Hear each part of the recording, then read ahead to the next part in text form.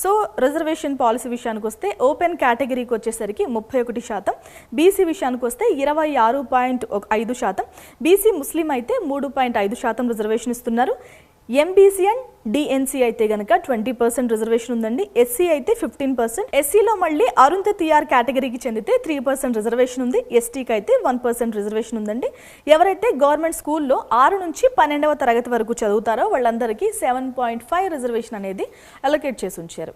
ఇవి కాకుండా ఏమైనా స్పెషల్ రిజర్వేషన్స్ ఉన్నాయా అంటే అవి కూడా ఉన్నాయి. ఎక్స్ సర్వీస్ మ్యాన్ చిల్డ్రన్ కి 150 సీట్లు అయితే రిజర్వ్ చేసి పెట్టారు. పర్సన్స్ విత్ డిజబిలిటీ ఎవరికైనా ఉంటే వాళ్ళు ఎంకరేజ్ చేయడానికి 5% రిజర్వేషన్ అనేది ఇచ్చారండి.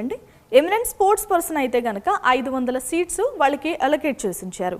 నేను ముందు చెప్పిన రిజర్వేషన్కి అయితే మనకి క్యాస్ట్ సర్టిఫికెట్ ఇవన్నీ కావాలి. ఈ రిజర్వేషన్స్కి అయితే మన డిజబిలిటీ ప్రూవ్ చేసుకోవడానికో లేదంటే మనం ప్రీవియస్గా మన ఫాదర్స్ కానీ సర్వీస్లో ఉన్నారని చెప్పే సర్టిఫికెట్స్ ఏమైనా ఉంటే అవి మస్ట్ అండ్ షుడ్గా మనం డాక్యుమెంట్ వెరిఫికేషన్ టైంలో కానీ అవన్నీ సబ్మిట్ చేయాల్సిన అవసరం ఉంది.